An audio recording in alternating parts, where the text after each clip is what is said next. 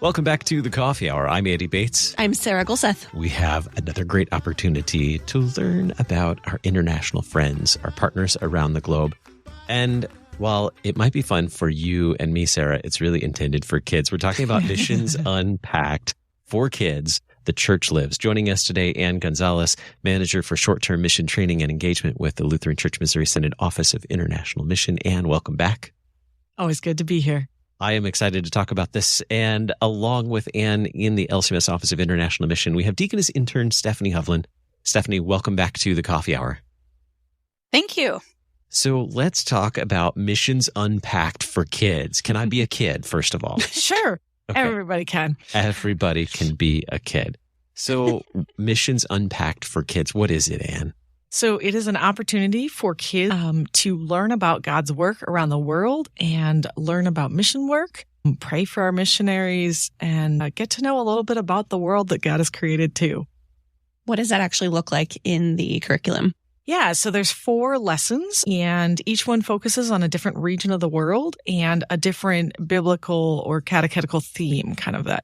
For this curriculum, the unifying theme is A Church is One Foundation. So you also get to hear that sung by different Christians around the world in different languages, which is a lot of fun. And I should mention, this is the second Missions Unpacked for Kids curriculum. So if you're like, wow, that sounds really cool, there's actually 2 of them. They're still both available. And they kind of have the same format of helping kids immerse in the world a little bit. So Stephanie, who do we get to meet in this Missions Unpacked, The Church Lives? Well, in each of the regions, we had different missionaries work on writing the curriculum. So some of them, their families and themselves show it, and others have pulled in other missionaries as well. So you get to see different missionaries from different regions doing what they do and how the church lives there. We also, like, the part that I thought was really fun to watch was a couple of the missionary families where the children of the families got on video and took us on a tour. So one of them, they taken us on a tour of their house, and another one takes us on a tour of their church. That was really fun to see. What does this look like? So you're talking about videos, and you said that the curriculum is still available from the last one. So what does this actually look like for a family that wants to use this curriculum? So we intentionally built it to be flexible. You can use it in all sorts of contexts. You could do it at home, like family devotion style. You could do it in your Sunday school classroom or your homeschool room, your Lutheran school room. The first one, we actually had a church that used it once a month as a part of their summer programming, and they actually combined that with a meal from that region. I'm currently working with my DCE on using it as our summer intergenerational Sunday school for next year. Oh, nice. Okay, Ann had me at food.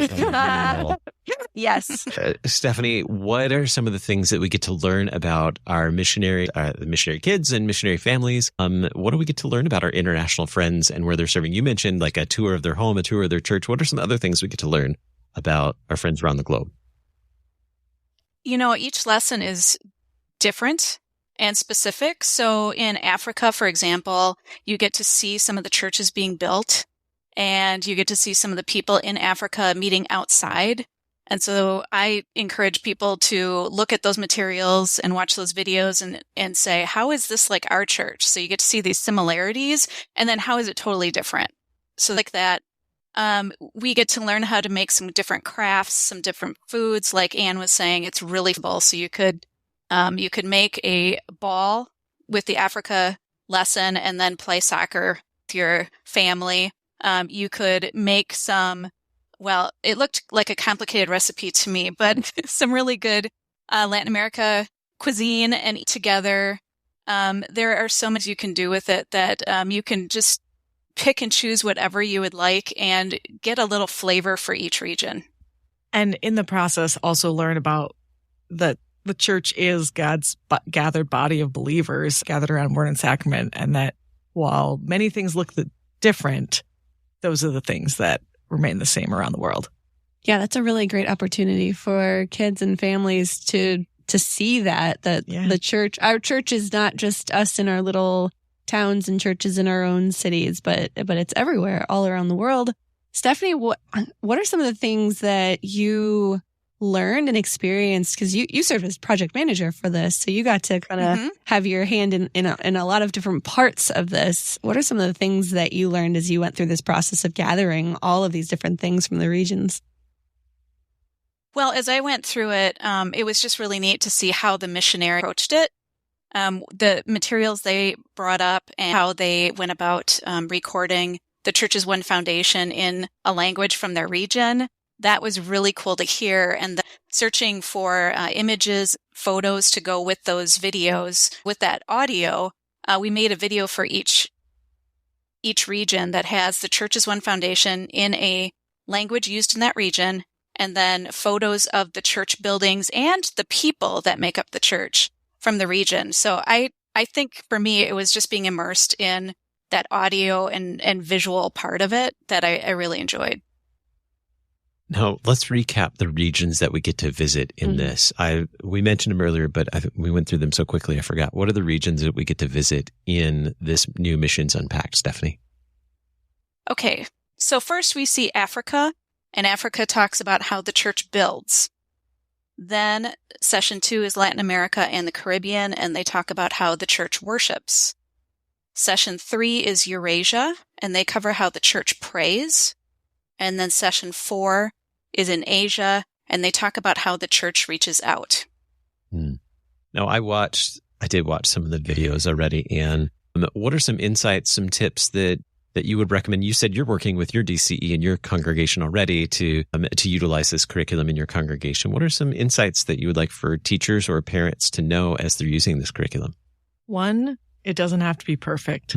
So I actually used the first Missions Unpacked curriculum with my own children. That was COVID times, and it was all at home. And I was like, here you go, watch the video, do the thing. That one was a little bit more self-paced than this one. But so it doesn't have to be perfect. Whatever you want to mix and match or pick and choose, there's a lot of choices provided, but you don't have to use them all. Another thing is, if you have personal or local knowledge that you can incorporate.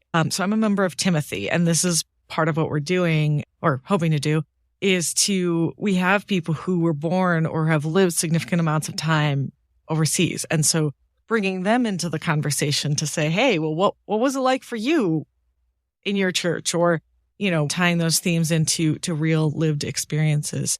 And the third thing is we really do make it easy. So that you download the curriculum off the website. All of the resources are linked in that PDF. And we try as much as possible to say this, say this, say this. So if you are a first-time person who have never led anything like this before, try to lay it out, make it super easy. If you are an experienced teacher, mix and match it whatever way it makes sense in your context. Yeah. So what are some of the resources that you get? Because I'm looking at the website here and I see a master supply list, which makes my list making brain very happy. So what are some of the things that are available? So that one's actually from the first Missions Unpacked for Kids curriculum. Man. But we do provide like a program overview in the leader's guide. So you can see what are the goals of the lessons, what are the texts of the lessons. There are online resources like videos, and we do encourage people to use that. But also, if you just don't have access to technology or a way to project it or whatever, it'll be fine. You can use it without it too. There's a Google Earth presentation. Oh. Yeah. So you can actually explore each region and see some of the places that are involved in there and hopefully, get a better sense of where in the world are we actually talking about. It's amazing what we can do with technology and what we can learn about our friends around the globe with the technology we have today. Now, I get to ask a question that I'm surprised Sarah hasn't asked yet. Stephanie, do we get to sing in this curriculum? Well, you can sing anytime you want, but of course you could.